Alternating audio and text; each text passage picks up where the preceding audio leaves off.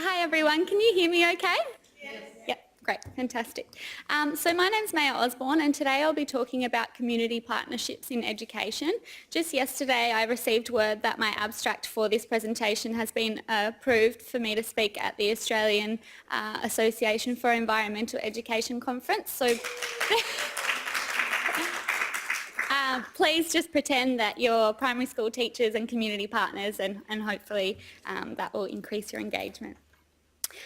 So basically the aim of this presentation is to encourage teachers and researchers, inspire them and inform them about community partnerships and why and how they might be useful for their practice. Clicker, yes. Just a little bit of background. I think the significance of this research is that now, more than any other time in history, do we need to know how to work together and realise that we all have a voice and, as cliched as it sounds, that we can all make a difference. Last night I spoke in front of 250 community members to the Joint Regional Planning Panel against the West Byron mega development. I hazard a guess that I was the youngest speaker there by about 20 years, and unfortunately I could only spot no more than probably 10 or 15 people under the age of 40, and that really concerned me because it's our future and our children's future that we're talking about when we're talking about placing 700 houses in a wetland area that's going to impact the rest of Byron Bay dramatically. It's not about indoctrinating children to be activists. I think it's important to note that. It's more about empowering and supporting young children and young people to feel like they're part of our community, to feel like they belong, are valued and really have a voice. So my PhD in a nutshell, the focus of my research is on environmentally conscious teachers, so teachers who are really passionate about environmental education.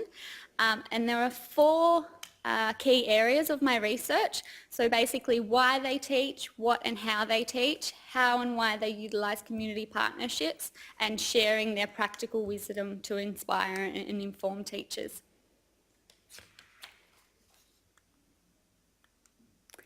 So this was me as a graduate teacher. I was incredibly passionate about environmental education, but I felt like I lacked knowledge and confidence to teach it. I hadn't actually studied science in high school because my Year 10 science teacher was atrocious and I was completely disinterested. And as a beginning teacher, I was quite disappointed by the lack of environmental education that I was witnessing in primary schools and even the lack of science education. And I was determined to find a way to skill myself in this area so that I felt more confident and I felt able to contribute to raising awareness of its importance. After doing some digging, it became quickly apparent that there existed a wealth of support on offer to enrich environmental education, like these lovely ladies from a local group of environmental educators. Hi Marianne, my wonderful supervisor. From personal experience, I knew that many teachers weren't aware of this support on offer and or hadn't considered the positive impacts of engaging with community partners. I found the gap that there is a real need to develop research-informed approaches to pedagogy that enable children's participation in their current and future communities. And I also found my focus because the secret of teaching is to be found in the local detail and everyday lives of teachers. Teachers can be the richest and most useful source of knowledge about teaching. So after conducting a pilot study and refining my methods, I embarked on a 3-month research road trip to learn from practicing environmentally conscious teachers. I just wanted to quickly point out that my research, and I was surprised, I found this out after I designed my research, but my research actually aligns with 5 of the 9 Queensland Department of Education and Training research priorities, so that was really affirming for me. To set the scene, I would like to share one of my participants' thoughts about utilising community partnerships. When I think of how I can best help my students to connect with the environment or understand the environment and their place within it, it's about pulling people from all sorts of different areas of the school and community. It becomes this web of experiences and people who are helping to make that journey a whole lot richer. So I'll now share some participants' authentic, rich examples of community partnerships in practice. So starting with partnerships with local universities, which enables access to scientists, ecologists, and also their outdoor learning spaces and facilities.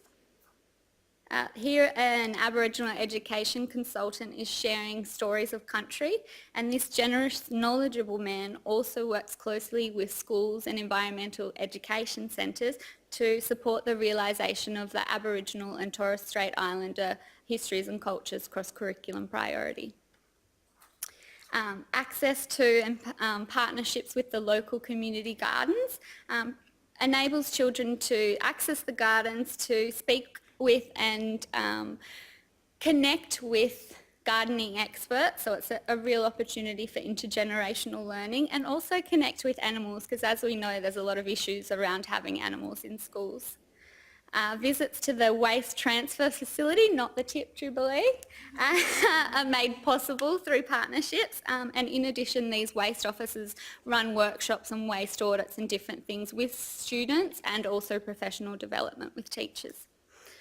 This is one of my favourites. This was a Year 8 student at one of the schools that I did my research, and he was just mad about frogs, really passionate about frogs, and here he is speaking with the Year 4 students. He brought some frogs in, which was a little bit for me, not because I don't like frogs, I love frogs, but just the fact that, you know, there's 60 kids all trying to look, I just felt for the frogs. Partnerships are also available with local businesses to provide manpower. This garden had been let go because of lots of different kind of factors with the busyness of teaching. And so a local business provided manpower and also seedlings and yeah, just supported the teachers and the students to get the garden happening again. And at this school, they also reached out to the local men's shed to build frames for their worm farms, which was awesome. I also saw partnerships with colleagues to enable different members of the school community to access the school gardens. And here's Debbie from Waterwatch teaching children how to test the water and record data for national studies. So it has real significance, and it's connecting the learning to the students' lives and making them feel empowered and like they're contributing to something bigger. Here's a local community garden manager teaching teachers at a professional development afternoon about composting and worm farms, and she also attends classes to run through these things with them too. Partnerships are also available with parents and groups like they call it Friends of the School Garden to help with working bees, because some of the gardens that these schools were providing in collaboration with the students were incredible, and they couldn't survive without the support of community partners. I love this one too. This was a partnership with an expressionist landscape painter, Sue Anderson, and Sue led painting workshops with the children to explore the impact of population growth on local communities and environments. It's all well and good to stand up here and prattle on about the different community partnerships that teachers can or should be learning about and engaging with in their classrooms. However, busy teachers overloaded with crowded curriculums and limited resources need evidence that the time investment is worth it. Participants in my research affirmed previous international findings of the opportunities that these partnerships afford. Impacts for students include providing opportunities for hands-on learning, incursions and excursions to local places, access to specialised equipment, funding and resources, and that's an endangered sugar glider possum that was living in some of the nesting boxes that the children had built and placed in green corridors around the school. Doesn't get much better than that. The opportunity to learn from and collaborate with experts, for example scientists at the local university. This is a group of, actually a class of 3 students. They had, I think, 17 worm farms, and so every week they bottle up the worm juice and they sell it to parents and other members of the school. And so they're developing their communication skills, their organisation, teamwork and fundraising skills, and it also contributes to a sense of belonging and contributing positively to the community. I love this. It might just be, so engaging and interacting with and having community partners come to the school might just be the little thing that completely inspires one child. Partnerships with local schools and community, visiting community members develop students' confidence to share their own learning and developing understandings. So this is the students while I was there practicing with me, school garden tours. And it's not just pointing out what's there, it's saying this is what we've learnt, this is what we know, this is what we wonder, this is what we want to do with this area next. And it was really, really incredible. And I just wanted to share this reflection. So they did this tour with a group of Year 9 students the week after I was there, and this was a reflection from one of the Year 9 students. Exploring the Year 4 Enviro Centre was an amazing experience, and it would definitely change our school for the better if even a few of their ideas and projects were implemented. The thing that surprised me the most was the knowledge of the Year 4s and the new creatures and plants hiding and growing in their garden head to toe. Both schools learnt a lot, and I hope the next time our schools meet we will have some of their ideas and projects implemented. Partnerships also enable students to access incredible local, natural and social places of interest. And this photo shows a partnership with a local food donations organisation which raised awareness of social justice concerns and enabled children to take action. And I think this is really important because sometimes we kind of can be bombarded with all the bad things that are happening in other parts of the world, and it's important for students to realise that there are people struggling in our local area too. And partnerships also provide opportunities for students to engage in hands-on projects and programs to do good for the environment, with the environment, in the environment. Interactions with local community members also raises awareness of positive environmental citizens. So Audrey shared, it's good for kids to know what people do and learn what volunteers do. Everyone's got a role and everyone helps each other. You can't do it by yourself. It's all about helping each other. And this really gives students the confidence that there is hope for the future, and it shows that how and why we interact and care for the environment really matters. And finally, community partnerships make the learning fun, interesting, engaging and meaningful for students. I now turn to impacts for teachers. And Eliana summed up the impacts of partnerships for teachers beautifully when she said, I think it's PD, professional development. It's ongoing PD, and you just keep upskilling yourself in connecting with these people because you learn. And primary school teachers in particular, we have so many areas covered, but to have that specialised knowledge and to go really deep in a particular area is more difficult. Partnerships provide teachers with access to knowledge, expertise and resources otherwise often unavailable to schools. So here you can see students playing with solar-powered cars during a weather incursion. Hazel recognised the impact of external experts can have in motivating less confident or passionate teachers to engage with environmental education, because if it's always the one teacher saying we should be doing this, we should be doing that, it gets boring and it can be a real barrier.